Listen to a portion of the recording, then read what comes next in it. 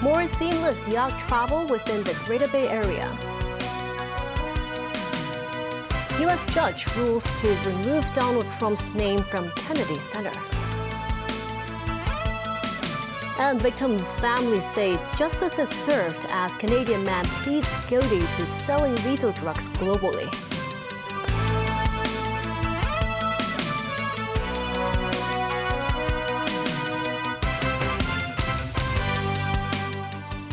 Good evening, and thank you for joining us.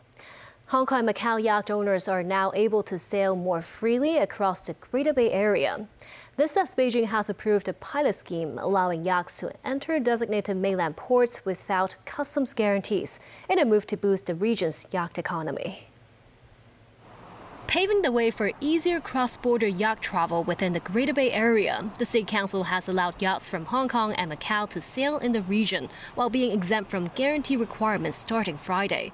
Under the new arrangement, Hong Kong and Macau yachts can use their professional certificate of ship's nationality when entering 9 mainland Greater Bay Area cities, namely Guangzhou, Shenzhen, Zhuhai, Foshan, Huizhou, Dongguan, Zhongshan, Jiangmen, and Zhaoqing. However, yachts must enter through designated ports and the arrangement remains temporary. The first batch of designated ports include Nansha Passenger Port in Guangzhou and Shenzhen Airport Ferry Terminal. Designated waters for leisure cruising include the Pearl River Estuary and Shenzhen Bay. The State Council has instructed the Guangdong Provincial Government and relevant authorities to implement regulatory adjustments.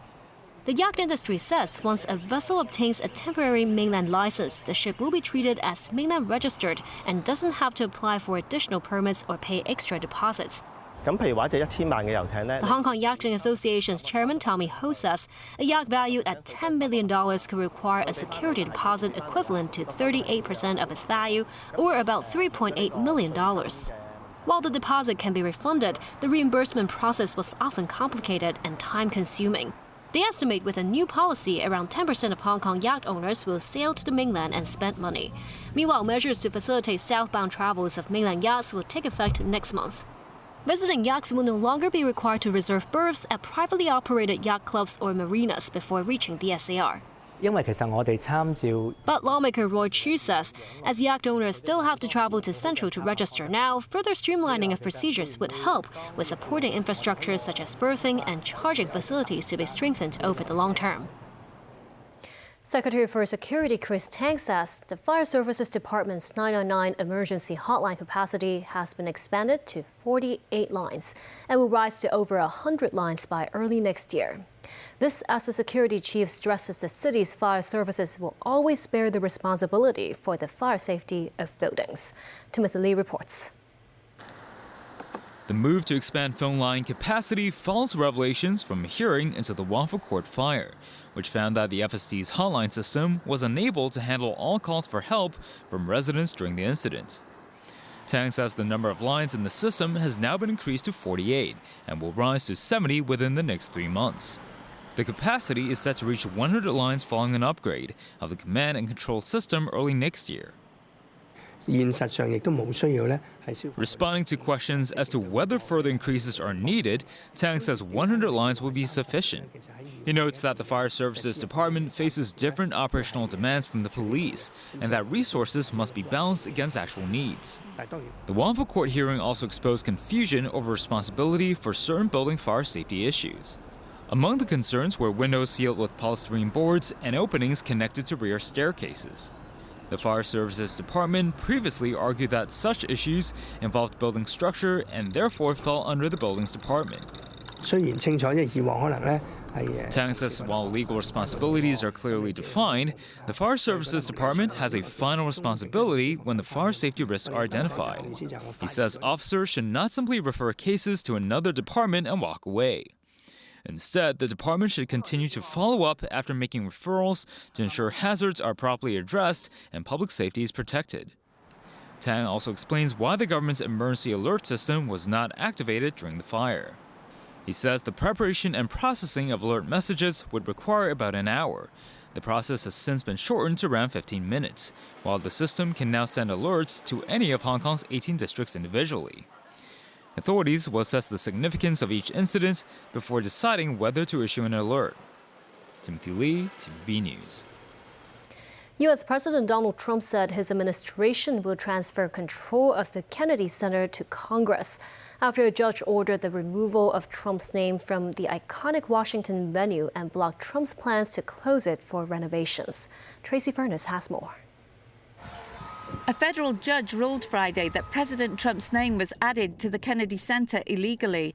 He also blocked the administration from closing the National Cultural and Arts Center for major renovations. U.S. District Judge Christopher Cooper said the Kennedy Center board overstepped its statutory bounds by unilaterally adding Trump's name to the center. Congress gave the Kennedy Center its name, and only Congress can change it, he said.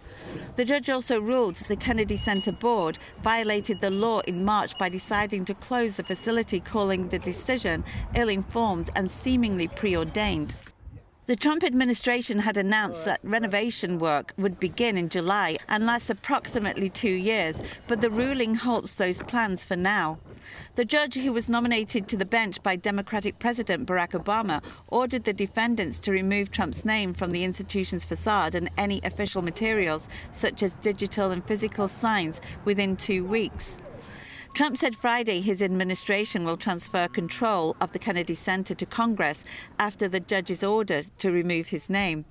Trump said on social media that he instructed the U.S. Commerce Department to make all necessary arrangements with Congress to allow a full and complete transfer of this institution, giving lawmakers responsibility over its operation, maintenance and management.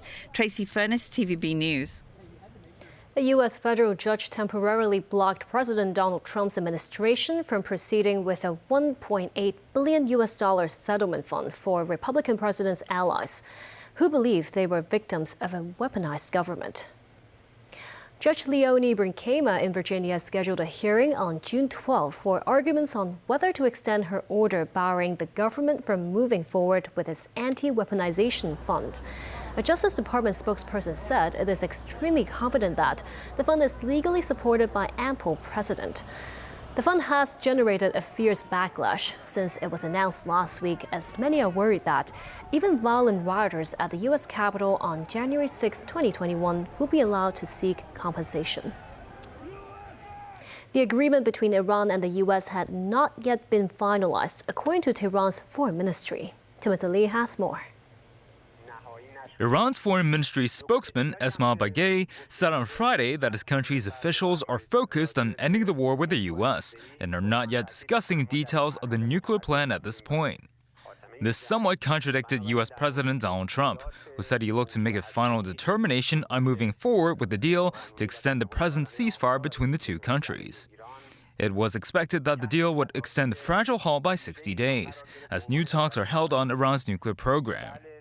Trump said on his social media that Iran must agree that they will never have a nuclear weapon or bomb, and that the Strait of Hormuz must be reopened for international navigation and all sea mines destroyed. Iran is pushing for a deal that includes a truce between Israel and the Hezbollah militants in Lebanon, where fighting has intensified despite a nominal ceasefire. Meanwhile, U.S. Secretary of State Marco Rubio met with his Pakistani counterpart Ishaq Dar in Washington, but neither spoke to the press after the meeting. Pakistan continues to play a major part in the peace discussions, and Dar has been in the U.S. since earlier this week to attend meetings in the United Nations in New York.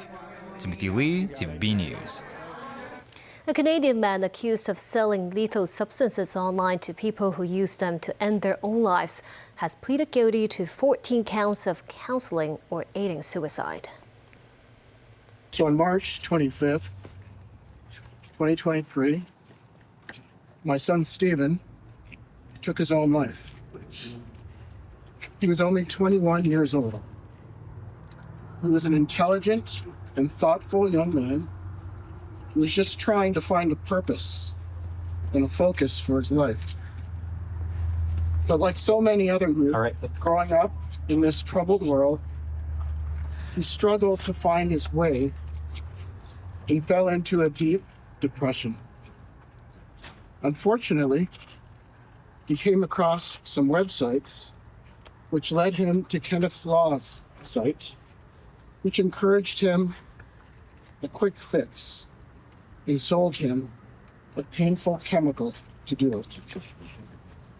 I would like to first thank God for this justice on this earth, which is rare. I'd also like to thank the Crown attorneys and the prosecutors for finally taking action to prosecute Mr. Law for his crimes. Kenneth Law stood in the prisoner's box of a Newmarket, Ontario court to enter his guilty plea. Under the terms of the agreement, Canadian prosecutors will withdraw 14 murder charges against him. Sentencing is scheduled for September. Police in Canada and around the world have been investigating more than 100 suicides linked to Law. The charges against him in the Canadian court relate to 14 people across Ontario who were between the ages of 16 and 36.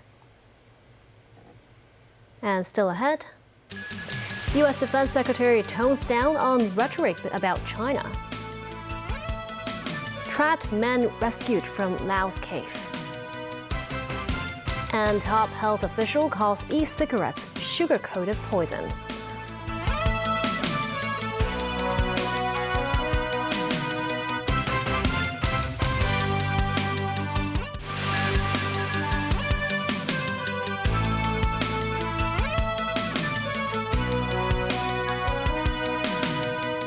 Welcome back. U.S. Defense Secretary Pete Hegseth toned down his comments over China at the latest Shangri-La dialogue in Singapore on Friday. He referred to the meeting between China and the U.S. leaders in Beijing recently.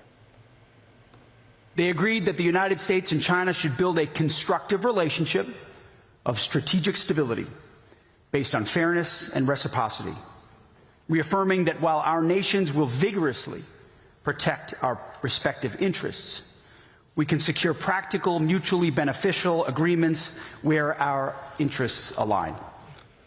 However, Hegseth refused to comment on any possible arms sales to Taiwan, saying that any decisions will rest with the U.S. president. Shangri-La Dialogue is Asia's premier defense conference. Now in its 23rd year, the event is organized by the International Institute for Strategic Studies and held in the Shangri-La Hotel. It is known for its frank exchanges between delegates as they deal with some of the biggest defense issues of the day. Foreign Minister Wang Yi and Canadian Prime Minister Mark Carney vowed to deepen bilateral ties on Friday. Wang is the first Chinese foreign minister visiting Canada in a decade. Carney is attempting to repair ties with China following several years of acrimony over issues ranging from the arrest of Huawei's senior executive in 2018 to 100% Canadian tariffs on Chinese-made electric vehicles. Ottawa's push to boost ties has been made more pressing by higher U.S. import tariffs. Wang says a better China-Canada relationship serves the interests of both countries and is the right choice for Canada. Rescue divers in Laos have safely evacuated 5 local villagers who have been trapped in a cave for more than a week by floodwaters. The 5 have been found by divers on Wednesday, but that left rescue workers with 2 serious tasks: extricating the 5 and finding 2 more who are still missing. Tracy Furness has more. Rescue workers helped the first villager move through the cave. Quickly, the rescue workers shout. Are you okay? His hands are hurt. Sit down first. Lao and Thai rescue workers posted the news on social media along with a video showing the first rescued villager with a lamp strapped to his forehead. The villager was walking unsteadily with the assistance of 2 men. They handed him over to other team members and a waiting crowd for a medical check. Head of Meta Tam Rescue Kalasin, Kankaj Bonkawong, said ahead of the rescue, the next mission that we will carry out is to find a way to extract them, to get them out. However, the survivors are exhausted, and to extract them will require a professional method. Safety is important. He added, to dive in a cave, there are issues with the temperature, narrow areas, control of movement, and managing the panic of the victim, which will be difficult, but we have to do it. The 5 had been found by divers on Wednesday, but extracting them was a serious task, and they also needed started to find 2 more who are still missing. Rescue teams had pumped water out of the flooded cave's passages Friday, but a morning rainstorm complicated their work. The trapped men had been supplied with water, soft food, and foil blankets to keep them warm. The villagers had reportedly entered the cave last week to look for valuable minerals before being trapped by a flash flood that blocked their way out. Rescue workers from Laos and Thailand were joined by Japanese and Malaysian colleagues to help those still trapped. French specialists are also coming to the site, a rugged area 120 kilometres north of the capital, Vientiane. Tracy Furness, TVB News. Although Kazakhstan operates under a civil law system, it established a common law-based financial zone 8 years ago to attract international investment and help raise funds. With that, a major Kazakh company completed a dual listing in both Kazakhstan and Hong Kong last year. Last year, Jiaxin International Resources, the world's 4th largest tungsten mining company, became the first Kazakh company to complete a dual listing in Kazakhstan and Hong Kong. But bringing the company to the Hong Kong market was far from straightforward. Kazakhstan follows a civil law system, while Hong Kong operates under common law, meaning legal and regulatory differences needed to be bridged. To better connect with international investors, Kazakhstan established the Astana International Financial Center in 2018. Located in the country's capital, the center functions as an independent jurisdiction with its legal regime based on the common law system. A lawyer involved in Jiaxin's listing said even when legal frameworks share similarities, their Central Asian clients need time to navigate the system and legal documents. He said differences in legal and compliance requirements meant more efforts were needed for communication and preparation. They include drafting contracts and corporate articles. Interest in Hong Kong's capital market appears to be growing across the region. Reports have suggested that entities including Kazakhstan Temir Zoli and Kazakhstan Sovereign Wealth Fund are considering listings in Hong Kong. Chief Executive John Lee is leading a delegation to Central Asia Sunday. Hong Kong Exchanges and Clearance Chief Executive Bonnie Chan would take part in the trip. She says Hong Kong is well positioned to attract more companies from the region. This as companies often require repeated access to capital markets as they expand, whether through secondary share offerings or bond issuances. As Hong Kong has long provided professional and financial services to businesses from ASEAN and the Middle East, the legal sector believes the same advantage can be leveraged for Central Asia. Law Society of Hong Kong President Roden Tong says many Central Asian companies may be unfamiliar with Hong Kong's legal system and investor protections. He believes greater engagement and legal outreach could help boost confidence among Central Asian companies considering Hong Kong as a fundraising destination. Guangzhou is considering revising its smoking control regulations, including a complete ban on indoor smoking and bringing e-cigarettes under regulation. Authorities hope the new regulations will help reduce the number of smokers. The present Guangzhou's smoking control regulations were enacted more than 10 years ago, and violators are fined just 50 yuan. The Guangzhou Municipal Health Commission said current regulations are outdated, with many restaurants still having designated smoking areas, and the penalties are too lenient. They are considering amending the regulations to expand the scope of non-smoking areas, implement a comprehensive ban on smoking in indoor venues, include e-cigarettes in the regulation, and penalize venues for illegal smoking. And back in Hong Kong, Secretary for Health Lo Chung-mau called e-cigarettes sugar-coated poison as the city presses ahead with tobacco control measures. Timothy Lee has more. Hong Kong's smoking rate has fallen to a record low of 8.5%, according to the latest government data. Secretary for Health Lo Chung-mau said both the number of smokers and average cigarette consumption per person have declined significantly in recent years. This as the government banned the possession of alternative smoking products in public places starting last month. Lo said stricter controls are necessary, noting that around 70% of young people who try smoking for the first time begin with either flavored e-cigarettes or flavored conventional tobacco products. He said e-cigarettes are cruel. He criticized the design and marketing of some e-cigarettes, saying they're deliberately made to resemble colorful toys and are often sold with fruit flavors such as strawberry, apple, and orange. Lowe described e-cigarettes as sugar-coated poison, saying the term best captures the dangers they pose to young people. The government plans to introduce standardized cigarette packaging by the end of next year and will also roll out tax-paid tobacco labels to combat illicit cigarette trading. Authorities will then move on to handle flavored tobacco products. Meanwhile, Lowe said Hong Kong has activated a heightened alert while addressing the recent Ebola outbreak in Africa. He said the city's health authorities are closely monitoring developments through the World Health Organization and affected countries, while screening measures for travelers arriving from Africa have been strengthened. Lowe stressed that the overall risk to Hong Kong remains low, as Ebola cases are currently concentrated in the Democratic Republic of the Congo and neighboring Uganda. However, he warned that Hong Kong's status as an international transport hub means authorities cannot afford to be complacent. He also advised residents to avoid traveling to areas affected by the outbreak. Timothy Lee, TVB News. 3 people were taken to hospital unconscious after a fire broke out at a residential building in mid-levels. Initial investigation found drug paraphernalia in the flat, and officials suspect the fire may have started due to smoking or drug taking. The incident occurred at Regal Crest on Robinson Road. Police received reports shortly before 11 a.m. that smoke was seen coming from a middle-floor flat in the building. Rescue personnel evacuated 2 women and 1 man from the unit.